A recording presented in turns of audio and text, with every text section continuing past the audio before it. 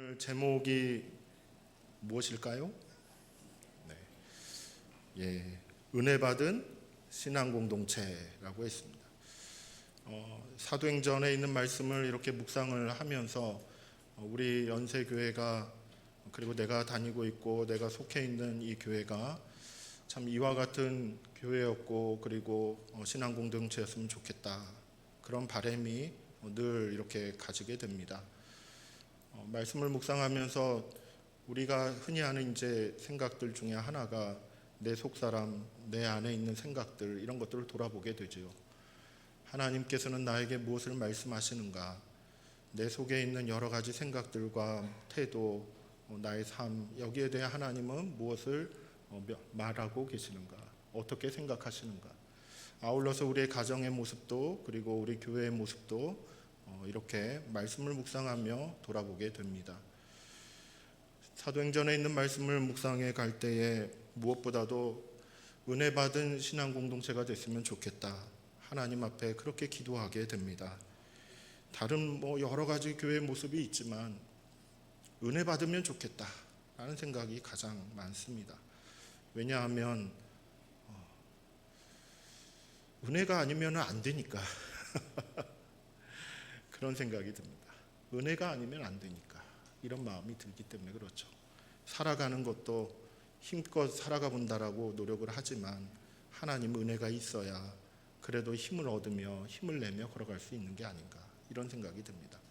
교회의 모습도 점점 나아져 가고, 하나님 보시기에 또 우리의 삶 가운데 이렇게 점점 좋아져 가는 모습을 기대하고 그렇게 하루하루 지내고 있는데, 이 모습도 바라보면 바라볼수록 은혜가 아니면 불가능하겠구나, 이 생각을 가지게 되는 것이죠. 실제로 사도행전에 있는 교회의 모습들은 대부분 은혜 받은 모습들입니다. 성령의 충만하심을 입고 성령의 권능 아래에서 은혜 받은 그 모습이 쭉 서술되어져 있죠. 그래서 은혜 받은 모습은 이런 모습들이구나. 교회가 하나님께로부터 은혜를 받으면 이러이러한 활동을 하고 이러이러한 특성을 보이고 이러이러한 방향을 가지고 살아가는구나, 그렇게 운영이 되는구나. 사도행전에 있는 교회의 모습은 실로 하나님께서 은혜를 부어주실 때 그렇게 나타나는 모습이다라고 말할 수 있습니다. 오늘 본문에 있는 말씀도 보면은 예루살렘 교회가 하나님께로부터 받은 은혜가 있어서 그 은혜 가운데 생활하는 모습이 드러나 있습니다. 32절 말씀을 우리 한번 같이 읽어보겠습니다. 32절입니다. 시작. 믿는 무리가 한 마음과 한 뜻이 되어 모든 물건을 서로 통용하고 자기 재물을 조금이라도 자기 것이라 하는 이가 하나도 없더라. 아멘.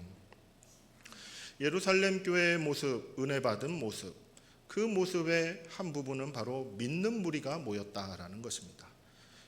그냥 이렇게 저렇게 사람들이 살아가면서 뜻이 맞고 마음이 맞고 호기심도 있고 궁금해서 모이는 그와 같은 모임이 아니라, 성령의 역사하심 가운데 성령님께서 주시는 그 믿음을 가지고 이렇게 저렇게 생각도 바뀌고 삶도 바뀐 그와 같은 사람들이 모여서 예배도 드리고 찬양도 드리고 기도도 하면서, 그러면서 성령의 충만하심을 입고 전도도 하고 하는 그와 같은 믿는 무리가 이렇게 모인 그 모습이 예루살렘 교회의 모습인 것이죠. 우리는 은혜 받았다라고 생각을 하면은 주로 많이 떠올라지는 것이 예배 가운데서 참 이렇게 경건하게, 그리고 참 온화한 표정, 기쁜 마음, 이런 것들이 온몸으로 다 표현이 되면서 하나님 앞에 찬양하고, 그리고 힘써서 기도하고 확신을 가지고 기도하고 나면 반드시 이루어질 것이야, 하나님이 꼭 들으셨어 라는 그 마음 가지고 돌아서고, 하나님 말씀 들었을 때는 그래, 나한테 주시는 하나님 말씀 이것이지, 그것을 가지고 이제 이렇게 살아갈 것이야 다짐도 하면서 이렇게 저렇게 살아가는 것. 은혜를 받았다라고 한다면은 그와 같은 모습을 많이 생각을 합니다. 아닌가요? 살면서 하나님이 기도도 안 했는데 이걸 채워주셨어. 이야, 우리 하나님 대단하다.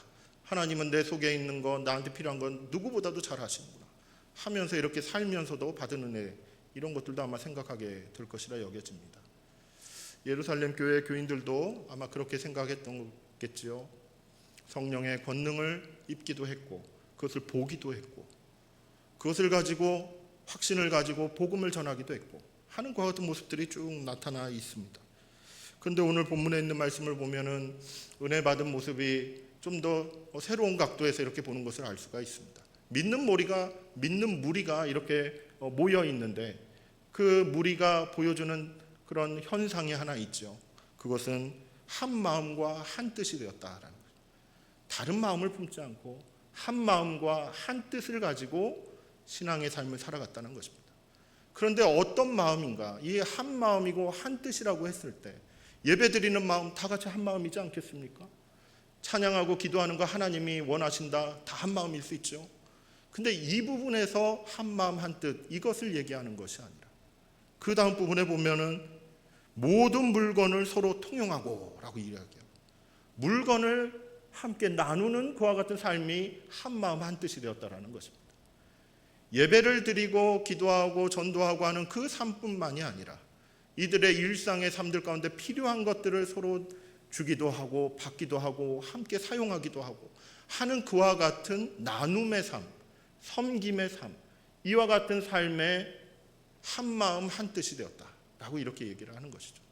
성령 하나님이 임재하시고 그 마음을 만지시고 말씀대로 살아가게끔 이렇게 이끌어 가실 때에 그 마음이 어떻게 변해가는가? 하나님께 점점점 집중해져 가고 하나님의 은혜를 사모하게 되고 하나님의 음성도 깨닫게 되고 하나님의 사랑이 이와 같구나 깨닫는 그러한 감각도 새롭게 되고 다 좋아요. 그런데 이와 같은 생각도 든다라는 것이죠. 자기 재물이 자기 것이 아니다. 자기 재물이 자기 것이 아니다 라는 그와 같은 생각도 든다라는 것입니다. 그와 같은 마음가짐도 생겼다라는 것입니다. 내가 열심히 벌고 힘들게 일해서 이렇게 얻어들였던 그것들 이것이 내게 아니다 라는 그와 같은 마음가짐이 생겼다라는 거예요. 그럼 누구 건가요? 하나님의 것이다. 하나님의 것을 나에게 주셨다. 그래서 하나님께서 가져가실 수도 있고 하나님께서 주셨던 거 나한테는 좀 남으니까 다른 사람이 꼭 필요로 하면 그 사람한테도 줄 수도 있고 내 것이라는 그 경계선이 무너지는 그와 같은 경험을 하게 된다는 것입니다. 자기 재물을 조금이라도 자기 것이라 하는 이가 하나도 없더라. 이와 같은 생각의 변화, 자세의 변화, 어떻게 보면 이 경계선이 무너지는, 물질에 대한 경계선이 무너지는 그와 같은 변화를 경험했던 것이 예루살렘 교회였다라는 것이죠. 하나님의 것을 내가 잠시 받았다. 이와 같은 생각들, 어떻게 보면은 그와 같은 생각을 가지기까지는 어쩌면은 내 것이라는 것을 늘 이렇게 붙들고 있었던, 이것만큼은 틈탈 수 없어, 이것만큼은 내가 양보할 수 없어 라고 생각했던 그것이 있었다라는 것이죠. 근데 이것을 뛰어넘기 시작한 것입니다. 초월하기 시작한 것입니다. 이것이 어떻게 가능할 수 있었는가? 이것이 어떻게 가능할 수 있겠는가? 이 부분을 생각하게 되는 것입니다. 인간의 한계 또한 인간이 가지고 있는 본성 그리고 이기적인 욕망들 이런 것들을 뛰어넘는 그와 같은 모습, 이것이 과연 누구에게나 다 일어날 수 있는 일인가? 결코 그렇지 않다라는 것을 우리가 잘 알고 있습니다. 저는 이 부분을 묵상해 갈 때에 한 사람이 꼭 떠올라지게 됩니다. 예수님이시죠. 예수님은 진짜 인간이셨습니다. 모든 면에서 사람이셨습니다. 그렇기 때문에 그 사람이 가지고 있는 모든 제한점들과 한계와 경계선과 이런 것들을 다 경험하고 계셨다. 그것을 다 느끼고 체험할 수 있었다. 그래서 모든 사람들의 그런 걱정과 고민과 시험거리와 연약함 이런 것들을 다 이해하시고 받아주실 수 있는, 그것도 체험적으로 공감하면서 받아주실 수 있는 그와 같은 분이 예수님이시죠. 근데 그 한계선을 어떻게 뛰어넘으셨나? 분명히 그걸 느끼고 계셨을 텐데, 분명히 그와 같은 인간의 본연의 과 같은 성품들, 연약함을 그것을 느끼고 계셨을 텐데 그것을 어떻게 뛰어넘을 수 있었겠는가? 궁금하지 않으십니까? 저만 궁금해요. 다들 궁금해하실 것 같은데 여러분 로마서 1장 3절과 4절 말씀 한번 보십시오. 우리 한번 같이 읽어보겠습니다. 시작.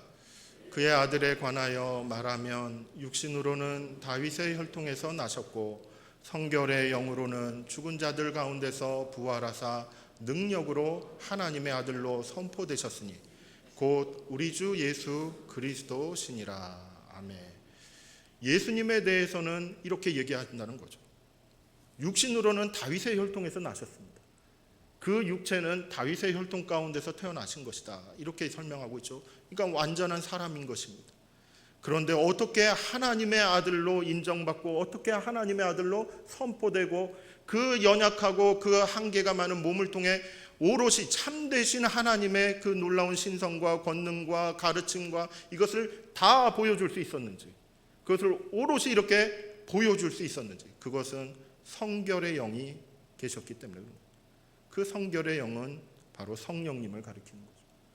성부와 하나님께서 성자 예수님을 향하여 인간이신 그 나사렛 예수를 향하여서 성령을 기름 붓듯이 부으셔가지고 하나님의 말씀도 깨닫게 하시고 하나님의 말씀도 전하게 하시고 오롯이 하나님만이 하실 수 있는 놀라운 기적과 표적과 기사를 행할 수 있게끔 그렇게 하셨다라는 거죠.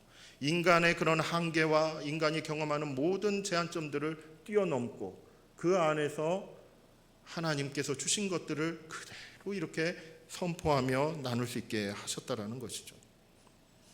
성령의 능력이 아니고서는 우리가 경험하고 있는, 내가 경험하고 있는 나의 연약함 그리고 나의 부족함, 나의 한계를 뛰어넘을 수가 없다라는 것입니다. 그래서 성령님에 대해서 우리는 주목해야 될 필요가 있는 것이죠. 성령께서는 사람들의 소유욕, 재물에 대한 소유욕, 그것을 초월하게 만드시는 것입니다. 이로 인해서 자기 재물을 자기 것이라고 여기는 그 같은 마음까지도, 그 같은 태도까지도 무너뜨리시는, 그래서 하나님이 허락하신 그 재물들을 가지고 하나님의 나라의 일에 이렇게 사용할 수 있고 헌신할 수 있도록 이끌어 가시는 그분이 바로 성령 하나님이시다 라는 것을 알려주는 것입니다. 나누는 교회에 대해서 우리는 많이 이야기를 하고 있습니다. 요즘은 세상 사람들이 교회에 대해서 별로 좋게 이야기하지 않지 않습니까? 젊은 사람들도 교회를 떠난다라고 하지요. 그러면서 교회가 이러이러했으면 좋겠다, 요러요러한 것들이 부족해서 그렇다라고 본인들 시각으로 이렇게 많은 것들을 이야기합니다. 그 중에 대표적인 내용 중에 하나가 교회가 나누지 않는다라는 겁니다. 물론 일부 교회를 얘기하는 것이겠죠. 눈에 확 띄는 그런 큰 교회들을 얘기하는 것이겠죠. 근데 또 들여다보면 또 나누는 사역들도 많이 있는데, 하지만은 드러나 있는 그런 부조리한 모습들로 인해서, 그런 것들로 인해 비판적인 시각들을 가지시는 것 같은 분들이 계시죠. 나누지 않는다, 지역을 섬기지 않는다, 그와 같은 모습들이 너무나도 부족하다라는 이것을 비판하며 떠나는 사람들이 많이 있는 것입니다. 그런데 오늘 본문에 있는 말씀을 보면은 자기 재물을 자기 걸로 여기지 않는 그와 같은 모습들, 그리고 모든 물건을 서로 이렇게 통용하는, 서로 같이 사용하는 그와 같은 모습들은 이것이 성령께서 주시는 하나의 은혜의 결과물이라는 것을 우리는 주목해 볼 때, 어쩌면 우리가 놓치고 있는 것이 있는 것은 아닌지, 은혜 받은 신앙 공동체 소망하며 바라며 오늘도 아마 예배 드리실 때 은혜 받기를 원합니다, 그렇게 아마 오셨을 텐데 놓치고 있는 것은 없는 것인지, 이것을 생각하게 되는 것입니다. 은혜 받은 신앙 공동체의 구체적인 모습은 33절에 명확하게 나타나 있습니다. 33절 말씀 우리 한번 같이 읽어보겠습니다. 시작. 사도들이 큰 권능으로 주 예수의 부활을 증언하니 무리가 큰 은혜를 받아. 은혜를 받았다라고 느끼는 그 부분은 성령님이 역사하시는 것을 발견했을 때였습니다. 그것을 경험했을 때였습니다. 아, 성령님이 내 안에서 역사하시는구나. 성령님이 내 이웃에게 역사하시는구나. 이 예배 가운데 역사하시는구나. 우리의 삶 가운데 동행하시는구나. 아, 이 일은 사람이 할 수 없는 일이다. 하나님이 어떻게 움직여 가셔서 이 모든 것들을 다 풀어가고 계시는구나.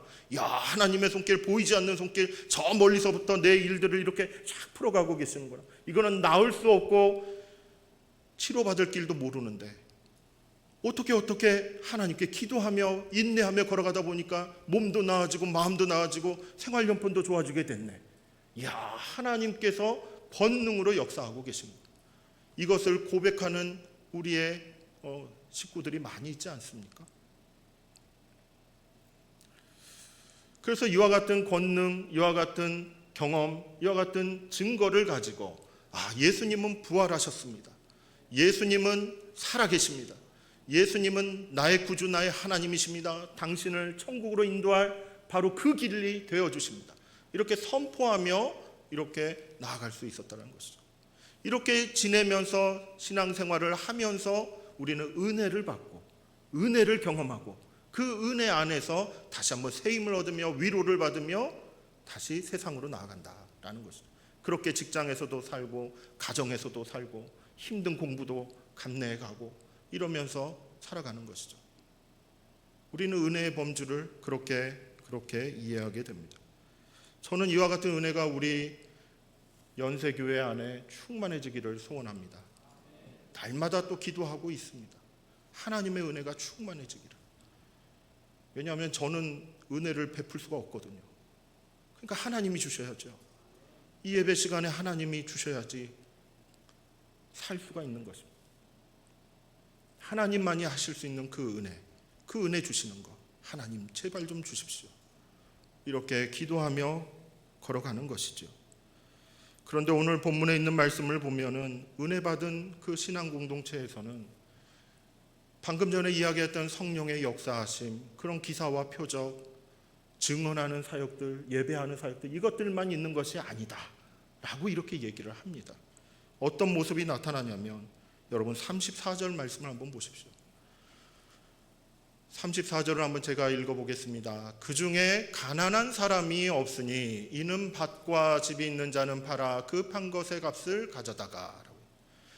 그 믿는 무리들, 예루살렘 교회, 성령의 역사가 나타났고 그 안에서 복음을 증거하고 그리고 그 안에서 담대하게 살아갔던 그와 같은 사람들, 그 사람들의 공동체 안에서는 누구를 발견할 수 없었는가? 가난한 자를 발견할 수 없었다라고 얘기합니다. 가난한 자를 발견할 수 없었다. 이것이 큰 특징으로 이야기하고 있는 것이죠. 여러분, 원래 예루살렘이라는 곳은 이렇게 산지에 있습니다. 시온산이죠. 시온산에 있습니다. 그래서 거기서는 농사를 지을 수가 없습니다. 그러니까 먹고 살 만한 수단이 뭐냐면은 장사를 해야 되는 것이에요. 아니면 돈 있는 사람의 일을 받아다가 대신 일을 해줘야 되는 그와 같은 하층민 또는 노예 같은 생활, 서민의 삶을 살아야만 했습니다. 그래서 예루살렘에 살아갔던 사람들은 대부분이 가난한 사람들이 많았습니다. 그리고 그때 당시에 디아스포라라고 하죠.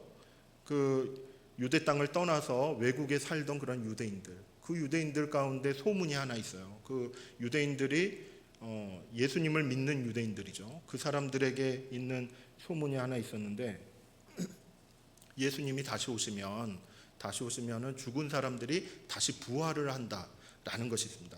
그와 같은 일이 벌어질 텐데 그 부활하는 장소가 어디가 제일 먼저 부활할 것이냐? 예루살렘 성, 그곳에서 가까운 곳, 그 무덤에서 가장 먼저 부활할 것이라는 그런 속설이 있었어요. 그러다 보니까 외국에서 이렇게 살던 그 유대인들이 자신의 이제 모든 그런 일을 다 마치고 은퇴할 때쯤 돼가지고 이제는 다 이렇게 예루살렘 성으로 오는 겁니다.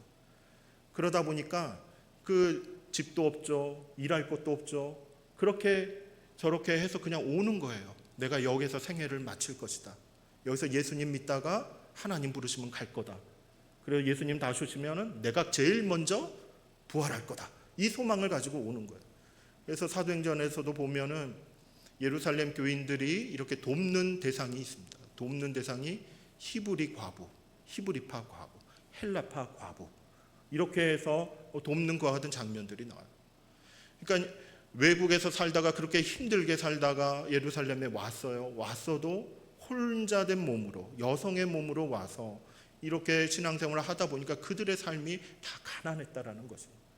원래 많이 살던 그 예루살렘 성에서 많이 살던 사람들도 가난한데 외국에서 이렇게 일하다가 들어온 사람들도 가난한 사람들이 또 들어온 것이에요. 그러니까 예루살렘 교회에 3,000명이 모였습니다. 5,000명이 모였습니다. 막 이렇게 많이 모였다고 했지요.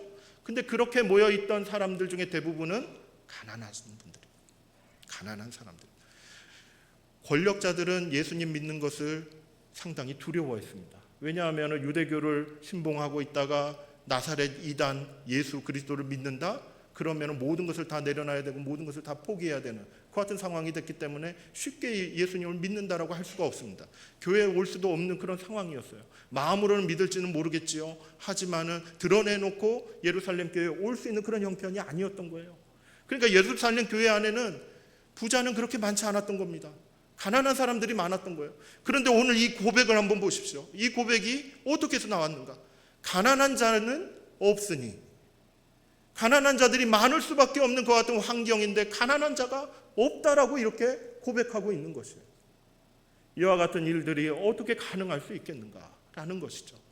성령께서 임재하시고 그 마음을 지도해 가실 때 자기 재물을 자기 것으로 여기는 그와 같은 태도들, 이것이 하나도 없더라. 그와 같은 마음의 자세를 주셨을 때 눈에 보이기 시작한 사람들이 있다는 겁니다. 누가 보이기 시작하냐면 가난한 사람들이 보이기 시작하는 거예요. 마음이 가난한 사람, 삶이 고단한 사람, 이런 사람들이 눈에 보이기 시작하는 거예요. 성령님께서 임재하시면 그렇게 눈이 열려져 가는 것입니다. 눈이 열려져서 하나님을 바라보고 하나님을 발견하기도 하지요. 그런데 그 눈이 열려져서 가난한 사람들을 보게 된다는 거예요. 실제로 하나님께서는 구약에 있는 말씀을 통해서 가난한 사람들을 향한 그와 같은 뜻깊은 이야기들을 많이 하셨습니다. 그 내용을 좀 다루기 전에 이것도 한번 좀 생각해 보면 좋을 것 같습니다. 뭐냐면은 실제로 이 가난한 사람이 없으니라는 이와 같은 고백이 성경에만 있는 것일까? 근데 그것이 아니었다라는 거예요.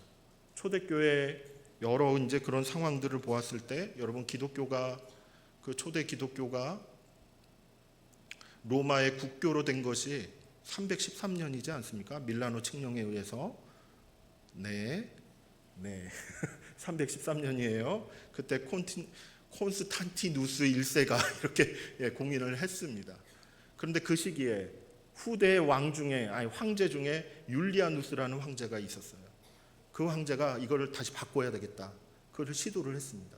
기독교를 몰아내고 옛날에 신봉하던 전통적으로 로마가 신봉했던 그 종교를 다시 세워야 되겠다. 국교로 삼아야 되겠다. 그 운동을 펼쳤어요. 그런데 이게 성공으로 들어갔을까요? 실패했을까요? 실패했어요. 실패를 했는데 그 율리아누스 그 황제가 이렇게 그 실패 원인으로 지목했던 것이 있습니다. 그 지목했던 그 이야기를 좀 보면은 이와 같은 글귀가 있습니다. 한번 보여주시면 제가 한번 읽어보겠습니다.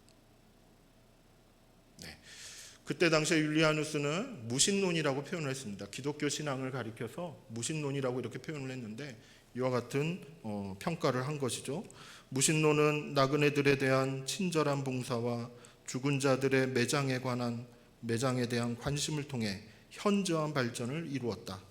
유대인 가운데는 단 한 명의 거지도 없으며 무신론자인 갈릴리 사람들은 자기네 극빈자들을 돌볼 뿐 아니라 로마의 극빈자들까지 구조하고 있는 반면 우리에게 속한 사람들은 가만히 앉아서 우리가 도와주기만을 바라고 있으니 창피스러운 일이다.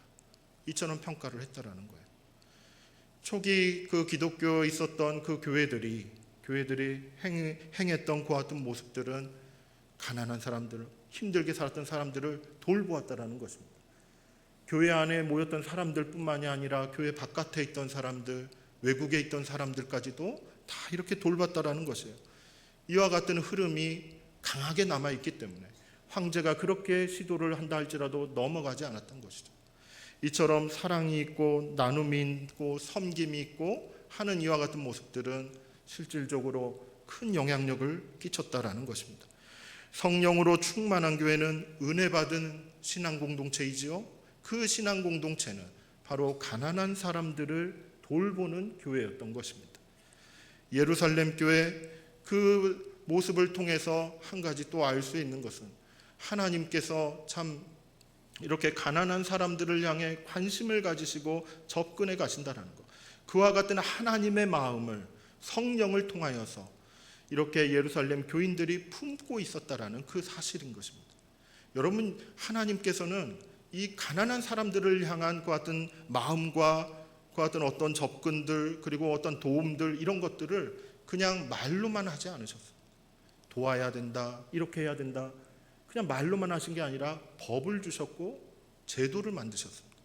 그렇게 해서 이스라엘 백성들 가운데 가난한 사람들도 함께 살아갈 수 있는 토대를 만들어 주셨던 것입니다. 신명기 15장 11절 말씀을 한번 보겠습니다. 제가 한번 읽어보겠습니다. 땅에는 언제든지 가난한 자가 그치지 아니하겠으므로 내가 내게 명령하여 이르노니 너는 반드시 내 땅 안에 내 형제 중 곤란한 자와 궁핍한 자에게 내 손을 펼지니라. 하나님께서 이렇게 평가하시는 거예요. 땅에는 언제든지 가난한 자가 그치지 아니할 것이다 라고 이야기를 하세요. 사실 그치지 않는 이유 중에 하나는 하나님의 법을 지키지 않기 때문입니다. 하나님의 말씀을 어기는 사람들이 어느 시대에나 어느 곳에서나 있기 때문에 그 사람들의 그런 이기적인 욕망으로 말미암아 이 땅에는 가난한 자가 끊일 수가 없다 라고 이렇게 평가를 하시죠. 그렇다면 어떻게 이들과 함께 믿음의 길, 신앙의 삶을 살아갈 수 있겠는가? 하나님께서는 법을 주셨습니다. 어떤 법을 주셨냐면 7년마다 그리고 50년마다 빚을 탕감받을 수 있는 그와 같은 법을 주셨어요. 이 법을 지키는 그와 같은 과정 가운데 내가 좀 다른 것들을 다 잃어버렸다. 그러면 6년만 고생하면 되는 거였어요. 좀 길게 고생하면 49년, 그것만 좀 고생하면 그 다음에는 돌아오는 거예요. 49년 너무 길긴 하죠. 그런데 돌아올 수 있다라는 거예요. 희망이 있다라는 거예요. 그것을 하나님이 법으로 정해 주셨다라는 거예요. 오늘 있는 이 본문에 있는 말씀도 보면은 사람들이 이렇게 집을 팔고 밭을 팔아가지고 그 판 것에 대한 값을 가지고 사도들에게 이렇게 갖다 두었다고 했습니다. 사도들이 어떻게 했을까요? 그 사도들은 35절에 보면은 사도들의 발 앞에 두매 그들이 각 사람의 필요를 따라 나누어 주민이라 이렇게 했어요. 그와 같은 헌금을 받고 그리고 그와 같은 헌신의 나눔의 물품들을 받고 그것을 필요에 따라서 나눠줬다는 것이죠. 가난에 대한 문제들을 다 해결해 준 것은 아니었습니다. 하지만 그 가난한 상태에 있었을 때 그것을 버틸 수가 있고 함께 믿음의 길을 걸어갈 수가 있고 함께 신앙의 길을 걸어갈 수 있는 그와 같은 도움을 그리고 그와 같은 이렇게 구제의 손길들을 주는 그와 같은 일들을 감당했다라는 것이죠. 초대교회에는 오늘날처럼 이렇게 잘 구조화된 잘 체계가 잡힌 그런 구제하는 일종의 복지 체계와도 같은 그런 것은 없었지만 그래도 기본적으로 나눔의 손길이 있었고 그것을 필요에 따라서 나누어 주려고 하는 그와 같은 노력들이 있었음을 우리는 확인할 수 있는 것이죠. 실제로 우리는 우리나라의 가난한 사람들을 위해 국가가 이러저러한 일들을 많이 한다는 것을 잘 알고 있습니다. 하지만 우리가 보고 느낄 수 있는 것 중에 하나는 무엇이냐면 가난은 나라님도 구제할 수 없다라는 말들이 있죠. 아무리 국가에서 노력하고 힘쓴다 할지라도 사각지대가 있기 마련인 것입니다. 그 혜택을 받지 못하는 대상들이 있기 마련인 것입니다. 그 사람들을 향해서 그 사람들과 함께 믿음의 길을 걷기 위해서 그렇게 갈 수 있는 방법이 과연 무엇이겠는가 이것을 생각하게 되는 것이죠. 여러분, 우리는 교회가 어떤 교회로 변화되기를 바랐습니까? 성령으로 충만한 교회, 은혜 받은 교회, 이와 같은 모습 가운데 우리가 바라고 그려가는 그와 같은 꿈꾸는 그와 같은 교회의 모습은 과연 어떠한 교회의 모습입니까? 그 안에 이렇게 자기 재물을 자기 것으로 여기지 않는 그와 같은 태도는 얼마만큼 차지하고 있을까요? 그리고 우리의 모임 가운데 가난한 자는 하나도 없으니 라고 이렇게 고백할 수 있는 그와 같은 교회의 모습은 과연 얼마만큼 차지하고 있을까요? 우리 교회도 이제 점차 나아져 갈 것입니다. 하나님께서 은혜 가운데 채우시고 이끌어 가실 것입니다. 우리 교회의 미래의 모습은 어떠한 모습으로 그려질 것인가 한 번쯤 묵상하며 기도하며 걸어갈 때에 오늘 이 예루살렘 교회에 있었던 이와 같은 나눔의 손길 그리고 하나님의 그런 사랑의 손길들이 충만해져 가는 은혜가 있기를 소원합니다. 여러분, 부흥은 누구나가 바랍니다. 저도 부흥을 바랍니다. 양쪽으로 가득가득 채워지기도 바라고, 더 좋은 시설 그리고 더 나은 환경에서 하나님께 찬양하고 또 모두 다 기뻐하며 즐거워하며 신앙생활하는 거 얼마나 좋습니까? 그것을 바라고 꿈꾸기도 하는 것이죠. 여러분, 그런데 이 장면, 이 말씀을 묵상하면서 김혜권 교수님은 이런 부흥에 대해서 이렇게 설명을 했습니다. 이런 표현을 썼어요. 부흥의 본질은 단지 수적 증가에만 있지 않고 분열되고 양극화된 공동체가 치유되는 사랑과 우애가 가득 찬 공동체 생활의 탄생에 있다. 이렇게 평가를 한 것을 볼 수가 있습니다. 부흥이라는 것이 과연 무엇인가? 우리가 더 많아지는 것인가? 아니면 사랑이 더 깊어져 가는 것인가? 나눔이 더 풍부해져 가는 것인가? 어디에 우리의 부흥에 초점을 둬야 될지 다시 한번 돌아보게 되는 것입니다. 우리 연세교회가 이제 1년, 2년, 3년 또 한 걸음 한 걸음 걸어 나갈 때에 하나님이 기뻐하시는 은혜 받은 신앙 공동체, 성령으로 충만한 공동체로 성장해 갈 때에 이처럼 나눔과 그리고 섬김의 모습들이 더욱더 풍부해져 가는 귀한 하나님의 나라가 되기를 예수님의 이름으로 축복합니다.